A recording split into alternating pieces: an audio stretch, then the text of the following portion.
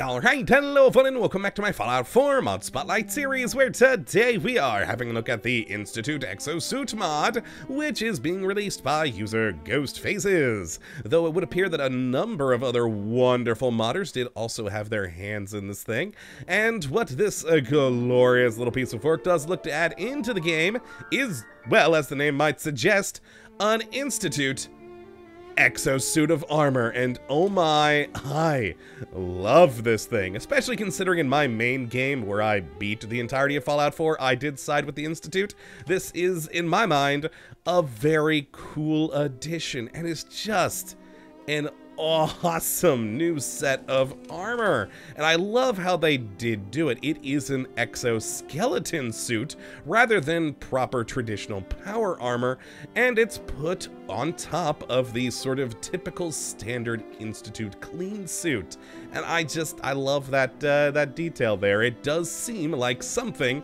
the Institute would create. And now sort of the lore-ish reason for why they exist is even though synths are wonderful, they can't do everything, and eventually you may have to send a squishy scientist up to the surface, so why not protect them the best you can with one of these? And I really do enjoy that. They are pretty cool.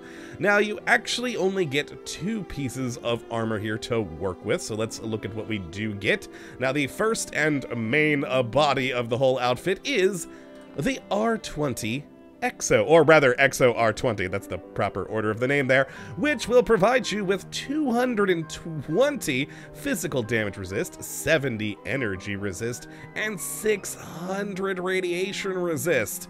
On top of that, you get a +6 to your strength, +50 carry weight, and an increased action point recovery speed, which all in all is wonderful. We then have the EXO R20 helmet, which provides, of course, a lot less defense. It's a helmet after all, with only 30 physical damage resist, but still that's 70 energy resist and 600 radiation resist. Now you also get a +2 to intelligence and perception for a mere weight of 3. It is, again, after all, a helmet, and put together this makes one heck of a good suit of armor with a lot of protection, making it a great for both combat as well as any radioactive environments, which is a pretty darn cool. And what makes it even better, you're not just stuck with the Institute color scheme. If you are not playing an Institute character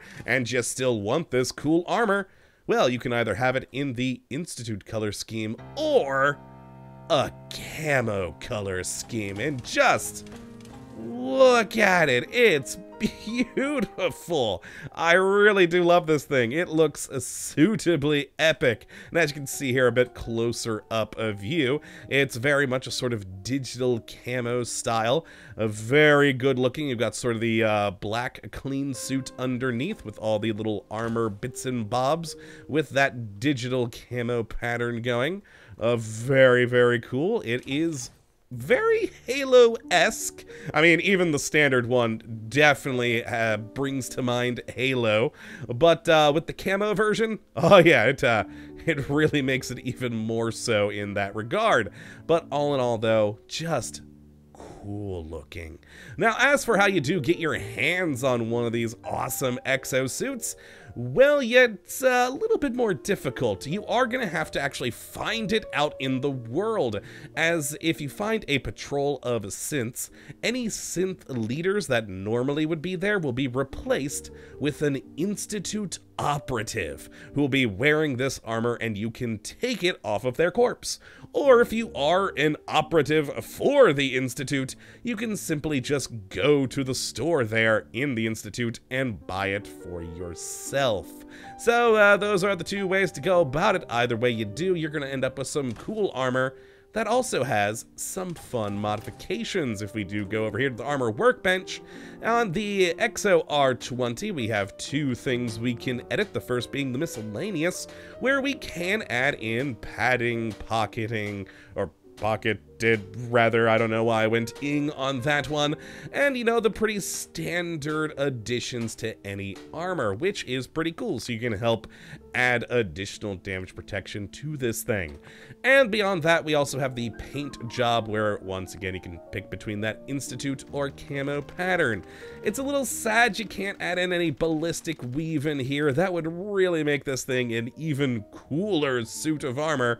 But I mean, on its own with this camo, it is just gorgeous, and again, pretty darn effective. Now for the helmet, we've got a little bit more. Now we do still have the standard sort of materials here, where we can go with laminated, resin, microcarbon, etc. Much like with the sort of miscellaneous ones on the main body, we can change up the kinds of damage resistances we get, which is good. And then of course we have the paint scheme, where you can go Institute or Camo. But we also have a HUD. And basically, you can either have this turned off, which is the default, or use a variety of materials to turn on a targeting HUD, which will highlight any enemies in the area in red, which is pretty cool. And if we actually do tab out of here, I can quickly resurrect Will there to show this off. So if we just click on him, resurrect, and don't worry folks, today he's not gonna die. He's just there to display that red outline, as you can see there. So very handy for making sure you see any enemies coming near you. And all in all, this is just an awesome suit of armor. I really do like this thing. And I don't know this for sure, but it feels like I jump higher and farther with it on. I could just be imagining things there, but it feels like it. Now you can also hear that the sound that we play when we walk around, I'll be quiet for a moment. There we go, is the same sort of a sound you also do get with the power armor, which makes sense. It's not full power armor, it's just an exosuit, but it is nice to have that little detail with the sound there.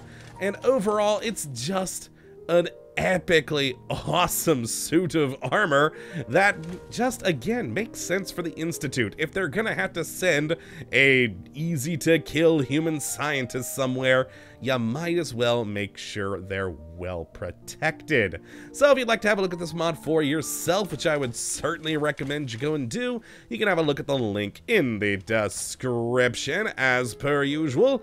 But that, my friends, is going to be it for this episode. I hope you all have enjoyed, and of course that you do come back for the next, when hopefully we'll be looking at yet another wonderful mod. But until that time, thank you for watching, and as always, have a good one.